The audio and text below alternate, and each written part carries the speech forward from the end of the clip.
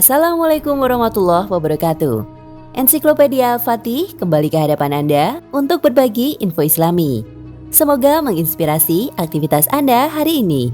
Dan jangan lupa klik tombol subscribe dan aktifkan notifikasi tombol lonceng agar tidak tertinggal berita terbaru dari Ensiklopedia Al-Fatih.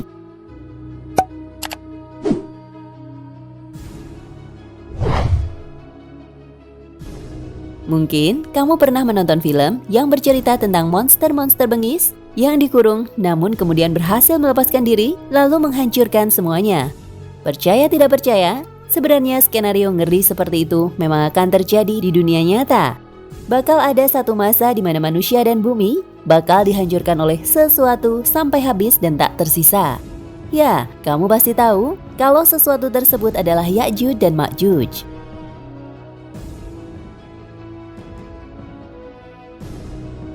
Keyakinan akan munculnya Ya'juj dan Ma'juj ini bukan lahir dari persepsi semata, melainkan tertulis jelas di Al-Quran dan hadis sahih.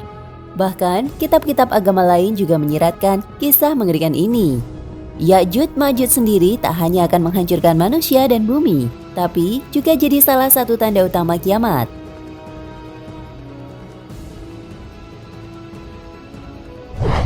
Lalu, yang jadi pertanyaan selanjutnya adalah, siapa Ya'juj Ma'juj? Kapan mereka benar-benar datang? Dan bagaimana pula mereka akan berakhir? Deretan pertanyaan itu akan kamu temukan jawabannya lewat ulasan berikut.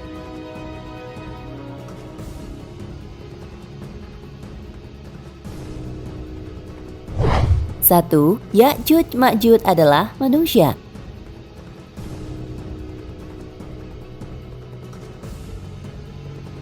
Diriwayatkan dari Ibnu Katsir, beliau mengatakan jika Ya'juj Ma'juj adalah keturunan Nabi Nuh. Di keterangan lain dikatakan jika mereka adalah bangsa yang melakukan perjalanan ke sebuah gunung hingga akhirnya disegel oleh Iskandar Dzulkarnain. Dari keterangan ini kita bisa asumsikan Ya'juj Ma'juj adalah bangsa manusia yang punya peradaban.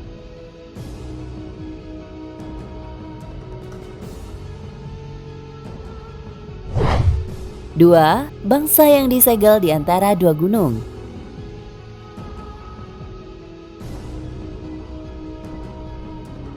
Diceritakan jika bangsa Ya'juj Ma'juj gemar membuat keonaran di sekitar tempat yang mereka tinggali. Mereka sangat kuat dan tak bisa dilawan, sehingga manusia pun menyerah menghadapi kegilaan bangsa ini. Hingga akhirnya, seorang raja bernama Dzulkarnain berinisiatif untuk membangun sebuah tembok besar atas paksaan umat manusia. Lalu dibangunlah sebuah tembok besar di antara dua gunung. Tembok ini luar biasa besar dengan berbahan besi dan baja. Tembok ini tak bisa dirobohkan dengan mudah, tak pula mampu untuk dipanjati. Ini jadi penghalang satu-satunya bangsa Ya'juj Ma'juj dan manusia yang ada hari ini.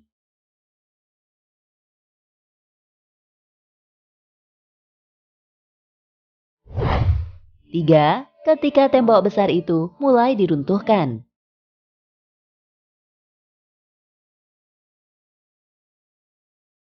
Diceritakan dalam berbagai riwayat jika hampir setiap hari Ya'juj Ma'juj berusaha mati-matian untuk meruntuhkan tembok besar itu.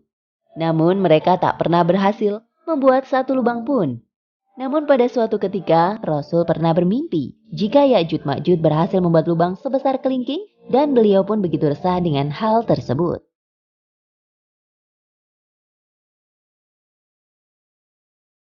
Dalam hadis riwayat Ahmad, Rasul berkata, jika tembok ini sangat dijaga oleh Allah, ketika Ya'juj Ma'juj berhasil membuat lubang, keesokan harinya Allah mengembalikan bekas lubang tersebut dan membuatnya lebih kuat dari sebelumnya. Namun dikatakan dalam Al-Quran, jika saatnya tiba nanti, tembok ini akan sanggup diruntuhkan oleh mereka.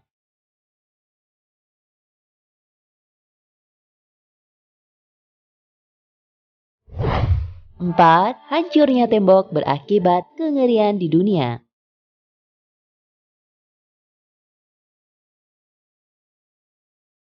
Pada akhirnya Ya'juj Ma'juj pasti akan keluar. Dan seketika itu mereka bakal melakukan kegilaan-kegilaan yang tak pernah dilakukan manusia paling keji sekalipun. Begitu tembok besar mereka hancur, Ya'juj Ma'juj akan turun dari tempat-tempat tinggi layaknya banjir. Jumlah mereka pun tak terhitung. Dan saat itulah awal kebinasaan manusia.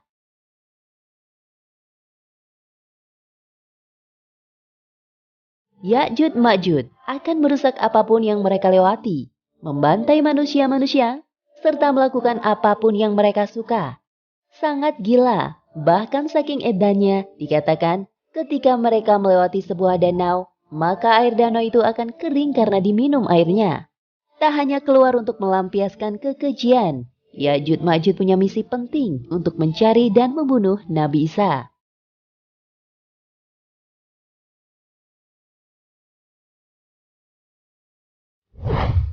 5. Kehancuran Ya'jud Ma'jud yang sangat hina.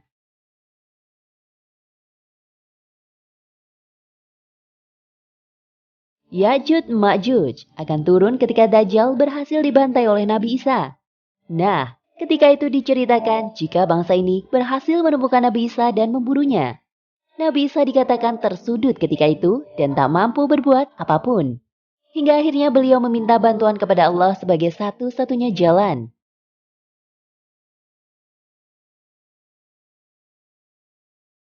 Allah menjawab doa Nabi Isa dengan menurunkan ulat-ulat yang menggerogoti bangsa laknat itu. Sesuai dengan hadis yang diriwayatkan oleh Muslim.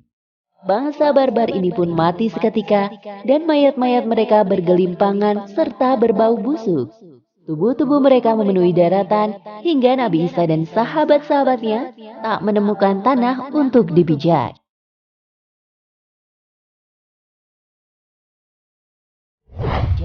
Kejadian ini adalah peristiwa nyata yang pasti akan terjadi karena sudah tertuang jelas dalam Al-Quran dan hadis. Hal yang patut dipertanyakan setelah tahu akan peristiwa ini adalah, kapankah masa di mana Ya'jud Ma'jud bakal keluar? Sayangnya, untuk yang satu ini tak pernah ada informasi yang benar-benar jelas. Wallahu a'lam bishawab.